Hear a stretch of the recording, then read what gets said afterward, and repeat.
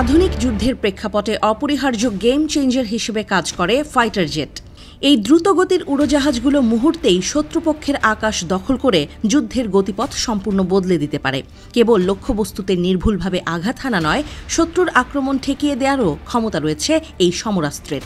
বর্তমানে দূরবর্তী মিশন পরিচালনার জন্য অত্যাধুনিক জেটগুলোতে একটি বিশেষ সুবিধা থাকে, আর তা হল মিড এয়ার রিফুয়েলিং বা মাঝ আকাশে জ্বালানি ভরার পদ্ধতি। এর ফলে জেটগুলো পৃথিবীর এক প্রান্ত থেকে অন্য প্রান্তে উড়ে যেতে পারে বিরতিহীনভাবে। যদিও এই প্রক্রিয়াটি সামরিক কৌশলগত দিক থেকে অত্যন্ত গুরুত্বপূর্ণ, তবে এর একবারের খরচ শুনলে সাধারণ মানুষের চোখ কপালে উঠতে পারে। জ্বালানির মূল্য, ট্যাঙ্কার বিমানের রক্ষণাবেক্ষণ, বিশেষ প্রশিক্ষিত পাইলটদের বেতন এবং অপারেশনাল ঝুঁকির কারণে এই আকাশপথে জ্বালানি ভরার কাজটি হয়ে ওঠে অত্যন্ত ব্যয়বহুল। মাঝ আকাশে ফাইটার জেটে তেল ভরার ক্ষেত্রে প্রয়োজন হয় একটি ট্যাঙ্কার বিমানের। বোমা বোঝাই যুদ্ধ বিমানের আশেপাশেই ওড়ে সেটি।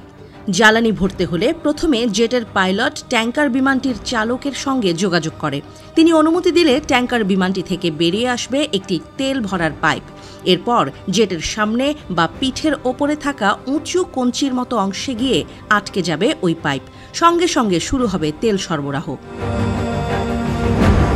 ফাইটার জেটের জ্বালানির দাম গ্যালন প্রতি $4 থেকে $7। মাঝ আকাশে তেল ভরলে সেই খরচ বৃদ্ধি পায় কয়েক গুণ। এক্ষেত্রে আবার যুদ্ধবিমান ভেদে ব্যয় কম বেশি হতে পারে।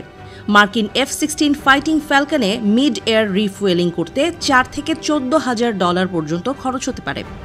মিড এয়ার রিফুয়েলিং এর ক্ষেত্রে সবচেয়ে বড় খরচ হল ট্যাঙ্কার বিমান পরিচালনা এবং তার রক্ষণাবেক্ষণ। সংশ্লিষ্ট উড়ানগুলি কিনতেই সংশ্লিষ্ট বিমান বাহিনীকে ব্যয় করতে হবে কয়েক লক্ষ ডলার। প্রশিক্ষণ এবং রক্ষণাবেক্ষণ বাদ দিলে একটি ট্যাঙ্কার বিমানের পেছনে $50 থেকে $70 লক্ষ পর্যন্ত খরচ হতে পারে।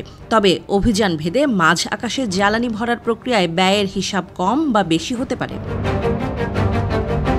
গত 9 সেপ্টেম্বর কাতারের রাজধানী দোহায় ফিলিস্তিনপন্থী প্রতিরোধ যোদ্ধাদের শীর্ষ নেতৃত্বকে লক্ষ্য করে বোমা বর্ষণ করে ইসরায়েলি বিমান বাহিনী। এই অভিযানের নাম ছিল অপারেশন সামিট অফ ফায়ার। এতে যুক্তরাষ্ট্রের তৈরি পঞ্চম প্রজন্মের স্টেলথ শ্রেণীর F-35 লাইটনিং II লড়াকু জেট থেকে ক্ষেপণাস্ত্র ছোড়ে ইসরায়েলি বিমান বাহিনী। তার জন্য যুদ্ধবিমান নিয়ে প্রায় 2200 কিলোমিটারেরও বেশি পথ পাড়ি দিতে হয়েছিল তাদের। এত দূরত্বের মিশন চালাতে জর্ডানের আকাশে ফাইটার জেটে জ্বালানি ভরেছিল ইসরায়েলি বিমান বাহিনী। এছাড়া গত জুনে ইরানের 3টি পরমাণু কেন্দ্রে হামলা চালায় যুক্তরাষ্ট্র। এর জন্য কৌশলগত বোমারু বিমান B-2 স্পিরিট বম্বার যুদ্ধের ময়দানে নামায় ওয়াশিংটন। প্রায় 2500 কিলোমিটার উড়ে এসে সুনির্দিষ্ট লক্ষ্যে হামলা চালিয়েছিল তারা।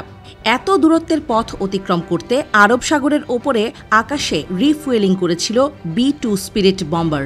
বিশ্লেষকদের মতে এই অভিযানগুলো চালাতে গিয়ে মাঝ আকাশে $8,000 থেকে $28,000 জ্বালানি ভরেছে ইসরায়েল এবং যুক্তরাষ্ট্রের বিমান বাহিনী।